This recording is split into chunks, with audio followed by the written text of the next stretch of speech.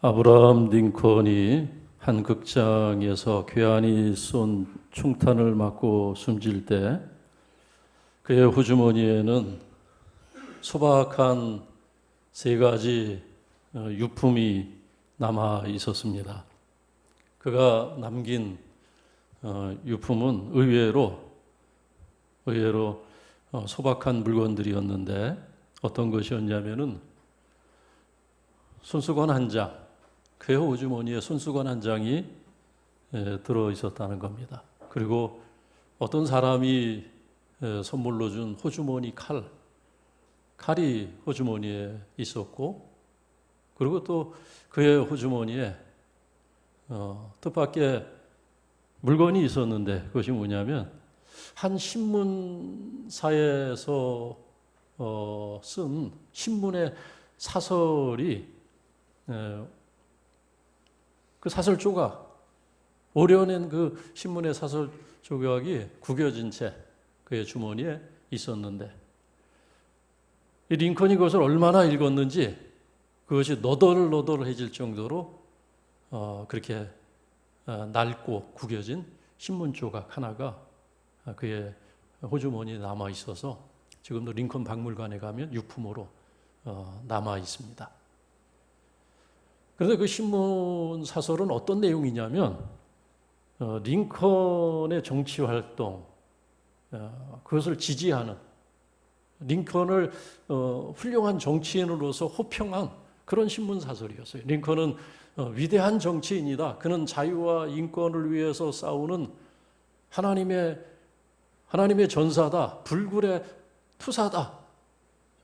그가 두려워하는 것은 정적도 아니고 반제자들도 아니고 자신을 비판하는 사람들이 아니고 그가 두려워하는 것은 하나님뿐이 없다 하면서 그 링컨의 정치 활동을 지지하고 그를 한껏 지켜 세우는 그런 신문의 사설, 그걸 당사자가 그걸 오려서 자기 주머니에 넣고 다니면서 그걸 읽었다는 거예요. 그것도 한두 번이 아니라 너덜너덜해질 때까지 그걸 수도 없이 그가 읽었다는 것을 생각하면 그의 인간다운 그런 한 단면을 볼 수 있습니다. 왜냐하면 이 링컨은 여러분이 아시다시피 얼마나 정적이 많았습니까? 그가 주지사로 있을 때든지 그가 대통령에 출마할 때부터 시작해서 그가 대통령이 당선되고 나서부터도 그는 수많은 비판과 반대자들의 그런 그 비평을 끊임없이 들어야 돼 있어요. 왜냐하면은 이 링컨이 노예 제도를 반대했기 때문에 노예 제도는 그 하나님 앞에서 불의한 것이다. 라는 그런 확신을 가지고 그는 노예 제도 폐지 운동을 펼쳤기 때문에 특히 이 남부 지역에 노예 제도가 경제적인 그런 기반이었던 남부 지역에서는 더 극성스럽게 링컨을 불신임하게 됩니다. 그래서 링컨이 당선이 됐을 때 그때 남부에서는 8개 주가 연방에서 탈퇴를 하고 그리고 결국 그 8개를 중심으로 해서 전쟁이 일어나게 되죠. 남북 전쟁이 4년 동안 벌어진 것도 결국 노예제도를 반대했던, 노예제도를 찬성했던 이 남부 지역이 반란을 일으켜서 그렇게 된 일입니다. 그런 전쟁을 해야 될 만큼 그런 많은 걸림돌과 많은 종족들의 도전이 그에게 있었다는 거예요. 그런데 그가 그런 반대와 비판을 받고도 끝까지 그는 소신을 굽히지 않고 결국은 이제 남북전쟁에서도 승리하고 북군의 항복을 받아내고 노예를 해방하는 법률을 공포하게 되는데 그러기까지 그에게도 위로가 필요했다는 거예요. 그에게도 힘이 필요했다는 겁니다. 그리고 뜻밖에도 그는 그 한 신문에 어떤 한 사람이 쓴 어떤 한 논평가가 쓴 그 기사를 보면서 끊임없이 그것을 읽으면서 어려울 때마다 또 벽에 부딪힐 때마다 그리고 지칠 때마다 외로울 때마다 그 신문을 읽으면서 힘을 얻지 않았는가. 그 한편의 그 신문 사설에서 얼마나 많은 위로를 받았는가. 우리가 상상을 할 수가 있습니다. 위대한 정치인도 위로가 필요하다는 거예요. 큰 인물도 한 이름 모를 기자가 쓴 그 한 줄의 글을 읽고 힘을 얻고 또 용기를 갖게 되더라는 것입니다. 오늘 우리는 골로새서 마지막 장 그리고 그 마지막 장의 마지막 부분을 오늘 읽었습니다. 골로새서 4장 18절은 골로새서 전체의 마지막 구절입니다. 그 마지막 구절에서 바울은 이렇게 쓰고 있습니다. 나 바울은 친필로 문안하노라. 내가 매인 것을 생각하라. 내가 매인 것을 기억하라는 거예요. 무슨 얘기입니까? 바울은 지금 옥에 수인이 되어서 지금 gat혀 있다는 것을 교회 가운데 환기시키고 있습니다. 여기서 우리는 바울의 비장함을 느끼게 됩니다. 무슨 얘기냐면은 바울은 지금 자신의 마지막을 지금 상정하고 이 글을 쓴다는 거예요. 마지막이 될지도 모른다는 겁니다. 그러니까 유서를 쓰는 심정으로 지금 골로새 교회를 향해서 편지를 보내고 있는 것입니다. 이것이 마지막이 될지도 모른다. 다시는 이제 골로새 교회 편지를 쓸 기회도 시간도 없을지도 모른다는 그런 생각을 하고 있는 겁니다. 오늘이 나의 마지막 하루가 될지도 모른다는 그런 생각을 하면서 바울은 지금 감옥에 갇혀 있는 생활을 하루하루 연장하고 있는 것입니다. 여러분 2000년 전에 감옥에 갇힌다는 것, 죄수가 되어서 감옥에 갇힌다는 것은 그것은 오늘 우리가 생각하는 그런 형무소 생활하고는 전혀 다른 그런 생활입니다. 2000년 전에 무슨 법이 있었겠습니까? 무슨 인권이 있었겠습니까? 물론 법은 있지만은 그것은 로마의 권력자들, 그들의 지위와 그들의 권력을 유지시켜주기 위해서 필요한 법이었고 약자들을 위한 법은 아니었습니다. 여러분 세례 요한이 어떻게 순교를 했는지 한번 떠올려 보시기 바랍니다. 세례 요한이 어떻게 순교를 했습니까? 어느 날 갑자기 순교를 했어요. 어느 날 갑자기 술에 취한 취기가 가득했던 헤로당이 자기 앞에서 춤을 추며 흥을 돋고 왔던 그 수양딸에게 취기에서 한 말이 문제가 됐습니다. 취기에서 어떤 말을 했습니까? 그 딸을 기뻐하면서 내가 너에게 나라의 절반이라도 내가 달라고 하면 주겠다. 그런 망언을 한 거예요. 근데 그 뒤에 아주 사악한 그 어머니가 있었잖아요. 평소 세례 요한을 못마땅하게 생각했던 그 어머니가 그 딸을 사주해서 무엇을 얘기했습니까? 그 헤로당에게 나라의 절반이라도 주겠다.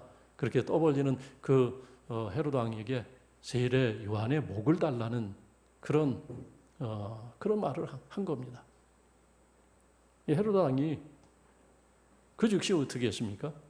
자기 말을 취소할 수 없다고 생각했던 이 헤로당이 명령을 내린 거예요. 세례 요한의 목을 가져와라. 목을 가져.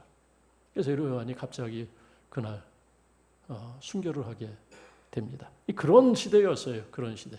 법은 있지만 법의 보호를 받지 못하는, 죄인이 법의 보호를 받지 못하는 그런 상황이었습니다. 더군다나 바울은 종교적인 문제로, 정치적인 문제로 지금 수감되어 있는 겁니다.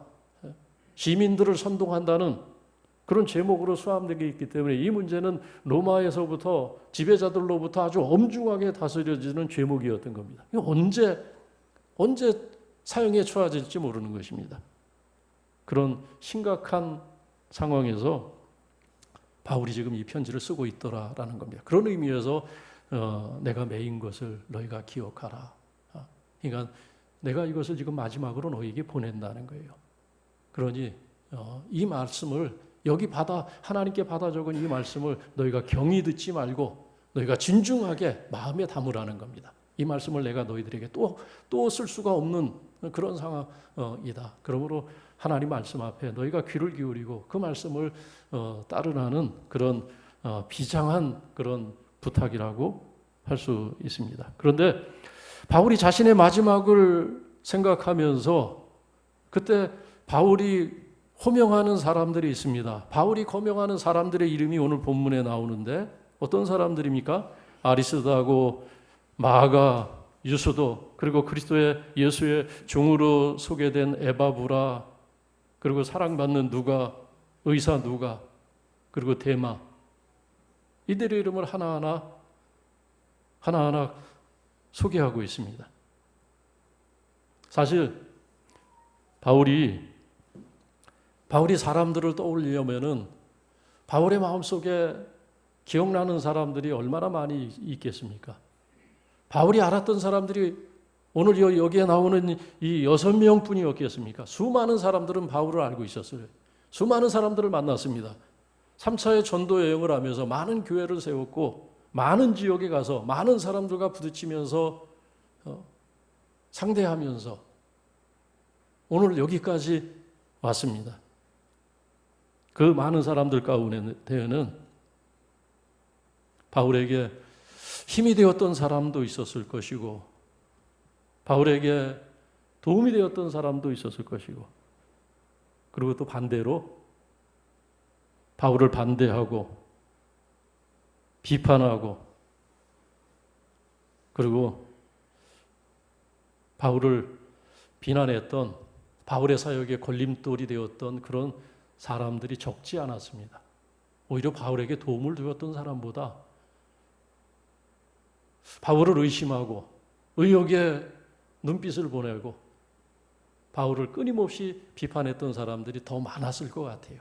아니, 더 많았어요. 성경을 읽어보면 그런 분위기가 충분히 느껴집니다.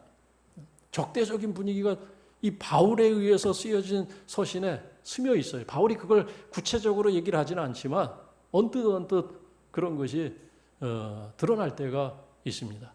바울을 반대하는 사람들이, 바울을 비판했던 사람들이 물고 늘어졌던 이 바울의 문제가 3가지가 있었습니다. 그것이 항상 이 바울이 비판받도록 했던 그런 문제였어요. 어느 지역에서든지 문제되었던 것이 3가지가 있었는데 하나는 뭐냐면 그의 사도성에 대한 문제였습니다. 바울이 정말 예수 그리스도의 종이냐, 그가 정말 사도냐, 언제 그가 12사도 중에 들어갔더냐, 12사도가 우리 가운데 있는데 바울은 누구냐 도대체? 저자는 무슨 자격으로 우리에게 하나님의 말씀을 전한다고 하느냐? 그거예요. 사실 바울은 예수님 공생애에 예수님께 부름받은 그런 권위는 그에게 없습니다. 그러나 우리는 그의 간증을 통해서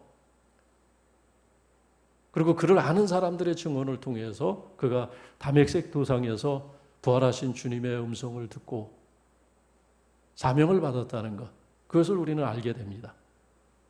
바울은 이 확신이 있었어요. 자기가 12사도는 아니었지만은 그가 그리스도의 종으로 사도로 부르심 받았다는 그런 개인적인 확증이 분명했습니다.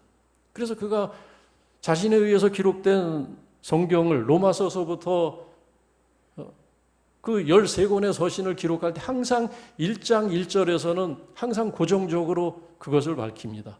예수 그리스도의 종과 사도로 부르심을 받은 나 바울은 너희에게 은혜와 진리가 있기를 원하노라. 굳이 그것을 항상 빼놓지 않고 밝혀요. 왜냐하면 그 공격을 늘 받았기 때문에, 그 의심을 늘 받았기 때문에 바울은 그것을 극복하면서 사역을 했던 거예요. 여러분, 그것이 얼마나 어렵습니까? 자신을 믿어주지 않는 사람들을 상대한다는 것, 자신이 하나님의 종된 것과 사도된 것을 의심하는 사람들에게 하나님의 말씀을 전하고 그리고 그들을 이끌어간다는 것이 얼마나 힘든 일이었겠어요. 바울은 그걸 다 극복했던 거예요. 그것을 다 감당하면서 그렇게 사역을 했던 것입니다. 그 사도성의 문제로 늘 씨름을 했어야 했고, 또 하나 뭐냐면 그의 과거의 문제입니다. 그는 박해자였어요. 그는 핍박자였습니다. 유대인들이 예수 믿는 사람들을 박해하고 그들을 끌어다가 옥에 가두고 괴롭힐 때 거기에 적극적으로 가담했던 사람 가운데 바울이 늘 거기에 있었어요. 사도행전에 그게 나와요. 그의 전력이 좋지가 않습니다. 그의 이력에 그런 오점이 있어요. 그러나 그런 오점이 있음에도 분명한 것은 주께서 그를 부르셨다는 것, 그가 학문에 능통하고 그의 열정이 남다르고 주께서 그것을 귀하게 여기셔서 그것을 쓰시기 위해서 당신의 택한 그릇으로 그를 불러 세우는 그의 변화와 그의 회심, 그의 현재와 그가 하나님의 교회를 위해서 수고할 것들, 그의 미래의 그의 삶, 어떤 사람들은 그것을 알지를 못했어요. 그리고 그의 과거, 그의 오점, 과거의 일, 거기에만 집착하고 거기에만 시선이 고정되어져서 그의 현재와 미래를 믿어주지 않았습니다. 심지어는 예수님께서 이 사울을 바울 되게 하시고 그를 부르신 다음에 그를 위해서 그에게 찾아가서 사울에게 안수하라라고 그런 명을 아나니아라는 사람이 아나니아라고 하는 제자가 들었을 때 그 아나니아라고 하는 제자도 그런 반문을 한 적이 있지 않습니까? 주님, 그는 교회를 해하는 자였나이다. 교회를 많이 괴롭힌 자였나이다. 그렇게 마치 주님은 아무것도 모르시는 것 아니냐는 듯이 주님께 고하기도 합니다. 그지? 그런 일이 있었잖아요. 주님 그는 박해자였습니다. 주님 그는 교회에 일원될 만한 자격이 없는 사람입니다. 사도 될 만한 일꾼이 아닙니다. 오히려 주님께 그렇게 얘기할 때 주님께서 그 아나니아라고 하는 사람한테도 주님께서 그런 말씀을 하셨던 거예요. 그는 나의 택한 그릇이다. 내가 쓸 사람이다. 내가 쓸 사람인데 내가 왜 그렇게 분말이 많냐는 거예요. 그러니까 교회는 계속해서 그 문제를 가지고 사도 바울을 의심했어요. 그가 박해자였는데 그가 바리새인들과 같은 자였는데 그에게 피해를 입은 사람들이 아직도 우리에게 있는데 그의 현재와 과거를 묻지 않고 그의 미래를 믿지 않고 과거만 생각했던 것, 그런 어려움이 있었습니다. 또 하나 문제는 뭐냐면은 그의 말과 그의 외모에 관한 것입니다. 그는 말을 잘 못하는 사람이었어요. 그래서 그는 심지어는 고린도 후서에서 그걸 구체적으로 밝히고 있는데 고린도 후서 11장에서 그런 얘기까지 합니다. 고린도 교회를 향해서 말에는 내가 좋아하나 그러나 지식에는 내가 그렇지 않다. 말은 내가 잘 못하지만 너희가 하는 것처럼 너희가 늘 불평하는 것처럼 내가 말은 잘 못하지만 그러나 지식에는 내가 그렇지 않지 않느냐. 내가 학문하는 사람이고 내가 하나님의 그 비밀, 하나님의 말씀을 이해하고 그것을 전하고 기록하는 데는 바울이 은사가 있었던 거예요. 주께서 그것을 또 쓰시기 위해서 바울을 불렀던 겁니다. 근데 교회는 이 바울이 말을 잘 못하는 이 문제 때문에 그리고 그가 아마 성경을 보면은 구체적으로 나와 있지 않는데 교회가 어떤 사람들은 그렇게 생각하는 사람들이 있었어요. 바울은 멀리 있을 때는 괜찮으나 가까이 있을 때는 볼 것이 없다. 그렇게 생각하는 사람들도 있었어요. 성경에 나오는 이야기이다. 그런 문제가 있었어요. 이 바울이. 그냥 늘 바울은 상처받는 데 익숙한 사람이에요. 비판받는 데 익숙한 사람이 바울이었습니다. 의심을 받는 데 익숙한 사람이었어요. 그러나 그는 자신에게 부어진 그 은혜, 나를 나되게 하신 그 하나님의 은혜가 너무 크기 때문에 그것을 다 극복할 수 있었던 거예요.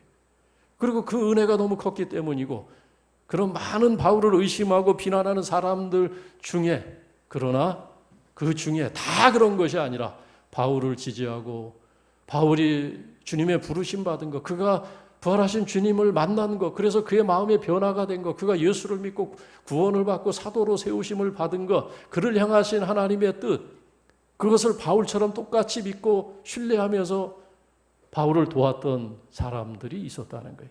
그들의 이름을 지금 여기 나열하는 겁니다. 11절 말씀에 보니까는 그들이 나의 위로가 되었다. 나의 위로가 된 사람들이다. 특별히 이 앞에 있는 이 세 사람, 이 세 사람이 그렇다는 거예요. 아리스다고 마가, 유스도, 이 세 사람은 바울이 얘기합니다. 나의 위로가 된 사람들이다. 내가 지치고 외롭고 힘들 때, 내가 반대와 벽에 부딪혀서 주저앉고 싶을 때 내게 도움을 주고 그리고 나와 함께했던, 내가 오늘 여기까지 그 고난 속에서 끝까지 하나님의 나라를 위해서 일할 수 있도록 내게 위로가 되었던 그 세 사람의 이름을 그 마지막 순간에 이야기하고 있는 겁니다. 그를 반대했던 사람들, 바울의 마음에 상처를 줬던 사람들, 그들을 바울을 한 사람도 언급하지 않아요. 그들에 대해서 얘기하지 않습니다. 더 많은 사람들이 그런 사람들이 있지만은 바울은 그것을 다 덮어요. 아니 이미 다 훌훌 털어버린 것 같아요. 아예 그런 일이 없었다는 듯. 그리고 오직 그가 기억하고 그가 교회 가운데 얘기한 사람들은 아리스다하고 마가, 유스도 이 세 사람입니다. 여러분, 우리는 어떤 사람들을 기억하면서 살아갑니까? 어떤 사람들을 우리의 마음에 품고 살아갑니까? 어떤 사람들은 그 마음에 품고 있는 사람이 자기에게 피해를 줬던 사람들, 상처 줬던 사람들만 마음에 품고 살아가는 사람이 있어요. 자기에게 은혜를 주고 도움을 주고 힘이 되었던 사람들, 은혜 받은 것은 다 잊어버리고 상처받은 것만 끌어안고 살아가는 사람도 있어요. 그러니까 인생이 꼬이고 어려워지는 거예요. 인생은 어떻게 보면 선택의 연속이에요. 우리가 어떤 것을 선택하느냐. 어떤 사람이 불행해지는 것, 행복해지는 것도 결국은 본인의 선택입니다. 상처받는 것도 본인의 선택이에요. 믿음도 그렇지 않습니까? 우리가 예수를 믿을지 믿지 않을지. 우리가 예수를 믿으라고 했을 때, 어떤 사람이 예수를 믿어서 구원을 받으라고 했을 때 그 복음을 받아들이는 것도 본인의 선택입니다. 믿지 않는 것도 결국 본인의 선택이에요. 내가 하나님의 말씀을 듣고 그 하나님의 말씀을 따라갈지, 아니면 저 방송에서 나오는 신문에서 떠드는 얘기를 듣고 내가 판단할지, 그것도 본인의 선택이에요. 많은 사람들이 신문, 방송이 마치 하나님 말씀처럼 생각하면서 살아가지 않습니까? 얼마나 많은 사람들이 하나님의 말씀에 귀를 기울이면서 하나님의 뜻을 찾습니까? 결국 본인의 선택입니다. 바울은 지금 위로가 됐던 사람들, 그들만 마음에 품고 살기로 작정한 듯이 지금 그들을 얘기하고 있어요. 위로가 됐던 사람들, 그리고 예수의 종으로, 예수의 일꾼으로 함께했던 사람들, 그들을 지금 교회 가운데 얘기하면서 그들을 귀히 여기라는 것입니다. 이 아리스도라고 하는 이 사람은 사도행전 19장에 보면은 바울이 에베소에서 옥에 갇히고 매를 맞을 때 다른 사람 다 몸을 숨기고 다른 사람들 다 도망치고 없을 때 끝까지 바울 곁에 남아 있었던 사람이 누구냐면 이 아리스도라고 하는 사람이, 그리고 바울이 매 맞을 때 같이 옆에서 매를 맞았던 사람. 바울이 전한 복음을 들었을 뿐만 아니라 그리고 그 복음을 위해서 함께 고난을 같이 했던 사람, 그걸 잊지 않아요. 그때 바울이 크게 위로가 됐던 거예요. 그때 바울이 크게 힘이 되었던 것입니다. 여러분, 매도 혼자 맞으면 더 아픈 거예요. 매도 같이 맞으면 덜 아프다고 하지 않습니까? 여러분, 사막도 같이 걸으면 그것은 여행이 되는 거예요. 혼자 걸으면 죽을 고생이 되지만은 같이 하는 사람이 있으면 그 여행이 되는 겁니다. 가파른 산도 혼자 가면 고행이지만 같이 가는 사람이 있으면 그건 등산이 되는 거예요. 고행이 되느냐 등산이 되느냐, 죽을 길이 되느냐 여행길이 되느냐는 내 옆에 누가 있느냐는 거예요. 바울은 그렇게 생각해요. 어려움도 있었고 고난도 있었고 배고플 때도 있었고 지칠 때 외로울 때 그런 순간이 너무나 많이 있었지만 곁에 있는 사람들이 있었어요. 그들의 이름입니다. 지금 마가라고 하는 이 사람, 바나바의 생질로 소개가 되어 있는데 역시 사도행전에 등장하는 인물입니다. 사도행전에서 이 마가는 좋지 않은 일이 있었어요. 이 마가는 끈기가 없는 사람이었습니다. 성실하지 못한 그런 면이 있었어요. 그 중간에 바울의 허락도 없이 떠나버린 사람이 훌쩍 떠나버렸어요. 바울의 허락도 없이 자기 마음대로 그냥 힘들다고 떠났던 사람입니다. 나중에 마가가 또 바울을 찾아와서 내가 함께 하겠다고, 당신이 가는 길에 내가 같이 하겠다고 했을 때 바울이 거절합니다. 안 된다고. 바울이 내친 사람 가운데 하나가 이 마가라는 사람이었어요. 이 바울의 마음을 이해하지 못했던 바나바가 그 일 때문에 이 바울하고 다투게 되고 그런 일들이 사도행전에 기록이 되어 있습니다. 그런데 참 다행스러운 것은 이 마가가 바울로부터 거절당한 그 다음에 상처를 받았을 터인데 그것이 오히려 자기 반성에, 자기 성찰의 기회가 되었습니다. 그것 때문에 마가는 자기를 돌아보게 되고 그리고 자기가 했던 일을 뉘우치게 되고 그리고 더 열심히 주님을 섬기고 더 열심히 주의 일에 앞장을 섰던 것 같습니다. 그래서 이때쯤 바울은 그를 기억합니다. 그를 기억하고 그가 역시 자기에게 위로가 되었던, 과거에는 그렇지 않았지만 그러나 그 다음에 한때는 오점이 있었지만은 그러나 그 다음에 그가 그것을 극복하고 바울을 도왔던, 바울과 함께했던 그런 사람이었기 때문에 마가를 이야기하고 있습니다. 유스도라고 하는 사람도 나옵니다. 이 유스도라고 하는 사람, 헬라파라는 거예요. 헬라파라는 것은 뭐냐면 유대인이라는 거예요. 이들은 다 유대인이었어요. 이 세 사람은 사실 다 유대인이었습니다. 그런데 바울이 특별히 이들이 위로가 되었던 것은 뭐냐면 유대인들만큼 그렇게 강팍한 사람들이 없었던 거예요. 가장 복음을 잘 이해하고 가장 예수를 잘 믿을 것 같은 그런 좋은 전통을 가지고 있었는데, 하나님의 백성이나 과거에 그들이 하나님의 은혜를 받은 그런 귀한 역사를 갖고 있는 이 백성이 오히려 대적하고 복음을 대적하고 예수를 거역하고 듣지를 않는 거예요. 복음을 받아들이질 않는 겁니다. 다 외면하고 다 귀를 닫아버릴 때 이들만은 복음을 받아들였던 거예요. 이들만은 함께 바울과 함께 도와서, 바울을 도와서 하나님의 나라를 위해서 역사했던 사람들이었다는 겁니다. 바울은 유대인에 대한 생각이 특별했습니다. 자기 동족 이스라엘 백성들을 아끼는 마음이 바울은 특별했어요. 로마서 9장이 그런 이 바울의 심정이 잘 나와 있는데, 그는 자기 형제 고륙의 친척을 위해서는 내가 그리스도에게서 끊어질지라도 원하는 바다. 내가 나의 동족 이들이, 이 이스라엘 백성, 나의 형제, 나의 고륙인 이들이 예수를 믿고 구원을 받는다면 나는 그리스도에게서 끊어져 저주를 받아도 나는 좋다. 그렇게 할 정도로 그 유대인들이, 이스라엘 백성들이 복음을 받아들이지 않는 것이 바울의 마음에는 늘 무거운 짐이었고 고통이었고 상처였는데, 그런데 그들 가운데서 이 세 사람만은 순전한 마음으로 복음을 받아들이고 예수 믿는 일에 그들은 열심이었고, 그들은 예수를 전하면서 하나님의 나라를 전하는 일에 헌신했던 이 세 사람들, 바울에게는 위로가 되고 힘이 되었던 것입니다. 그들이 힘이 된 것, 그것만 기억해요. 그리스도의 종된 사람들, 그들만을 기억합니다. 오늘 하나님께서 우리에게 주신 말씀을 통해서 우리에게 주시는 교훈은 너무나 분명합니다. 그것은 뭐냐면 누구에겐가 위로가 되는 삶을 살라는 것입니다. 누구에겐가 위로가 되라. 그리고 우리가 살아오면서 내게 피해를 줬던 사람들, 손해를 줬던 사람들, 상처를 줬던 사람들, 그거 다 덮고 털어버리고 살라는 거예요. 그거 기억하지 말고, 그리고 내게 도움을 주고 은혜를 준 사람들, 내게 사랑을 베푼 사람들, 내게 기쁨을 준 사람들, 내게 위로를 준 사람들, 그들을 기억하고 살라 말씀하시는 겁니다. 그래야 할 때 우리의 인생은 더 복이 되는 것입니다. 더 행복하고 우리의 인생은 더 평안을, 주님의 평안을 누릴 수 있게 되는 것입니다. 이번 한 주도 골로새서 마지막 부분, 하나님께서 우리에게 주신 말씀으로 붙들고 그 말씀으로 승리하는 한 주간이 되시기를 주의 이름으로 축원합니다.